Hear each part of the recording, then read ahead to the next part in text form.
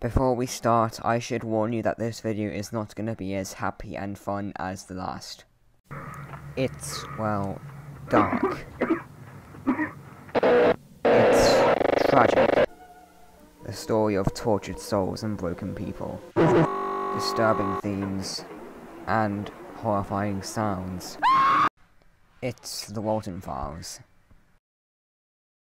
There's not really a lot to say at the start, so let's just get right into episode 1.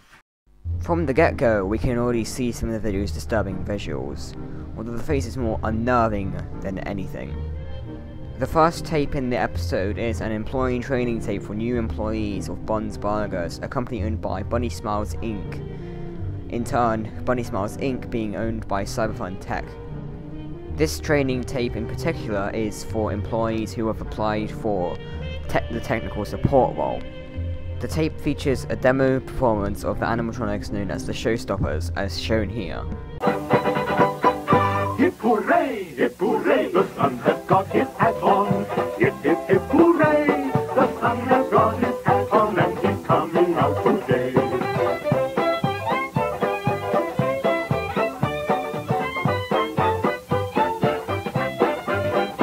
The way the animatronics move and are depicted can be seen as disturbing or unnerving.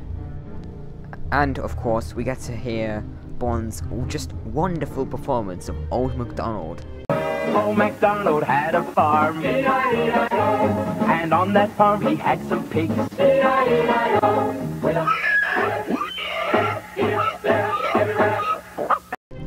So after, well, that, we are introduced to the Showstoppers, Bon, Shah, Buzu and Baddy. And after a message from the company founders, Jack Walton and Felix Kranken, this appears.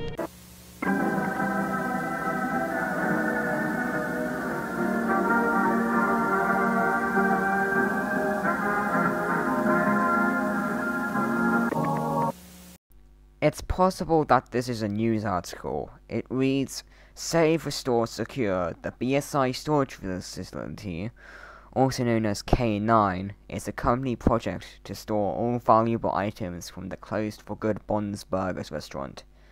Given the situations about the incidents inside the 1974 Bond's Burgers location, any type of props, animatronics, and arcade machines will be carefully moved, inspected, and secured inside a bunker located deep down in St. Joanna's Forest for good. A facility caretaker will take care of securing the facility and keeping it safe and working properly. After that, we get an encoded message.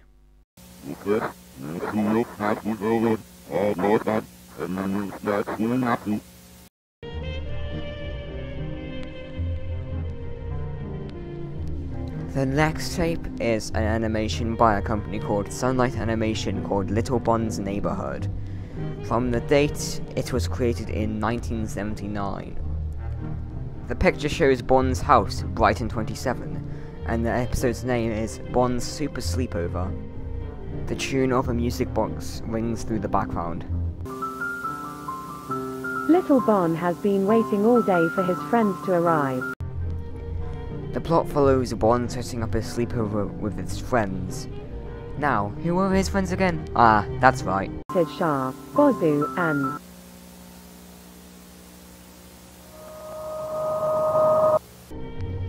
It looks like Bond's invited a certain founder of a certain company, hasn't it now? Bond has prepared a movie night for his friends. He spent all his money on a really funny movie. But his movie choices are quite peculiar. I have no clue how his friends are enjoying the film. The film also even says, "Let me out of here," so I don't think the film's even enjoying itself. After watching that disturbing film, somehow they're all sound asleep. Somehow they're able to sleep without any nightmares, but we can't really tell what they're dreaming about from there. It's safe to say Bond might be the only one in this cartoon with emotions because he's awake. He's not asleep. He's full awake.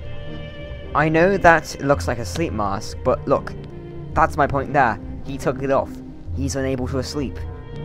After awaking from what we can only assume is a nightmare after watching that film, he goes around wandering the house.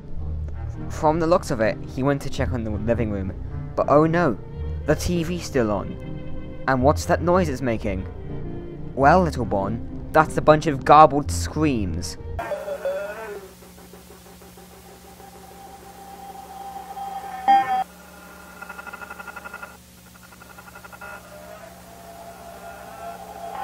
How is this not disturbing him? The TV could be crying out for help for all we know, but he's more interested in that lighter. Bon repeatedly tries to turn on the flame lasting longer, and then we see it. We see someone called Sophie in a purple uniform being stalked by Bon in the background. It may not look like it, but this is the same Sophie we meet 3 episodes later. The third and final tape of the first episode is a home videotape by someone called Brian Stells. He is shown to be driving to a location.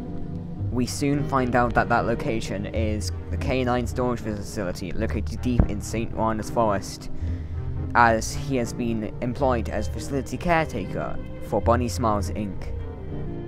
From his own words, it is clear that he has struggled to find the facility.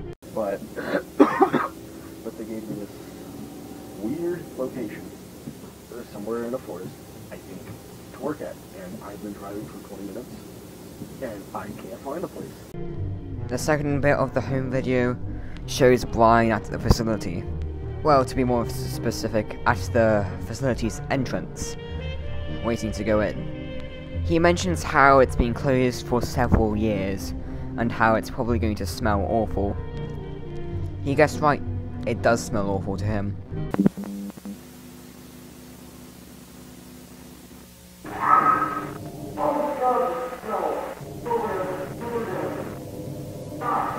In fact, it smells so bad that it smells like a sewer.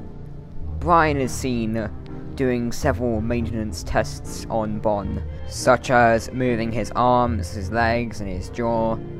But then, Bon starts to act quite strangely. One of his arms is stiff. But then he starts to act even more strange. He comes to life, laughing manically. Brian can't think of anything to do.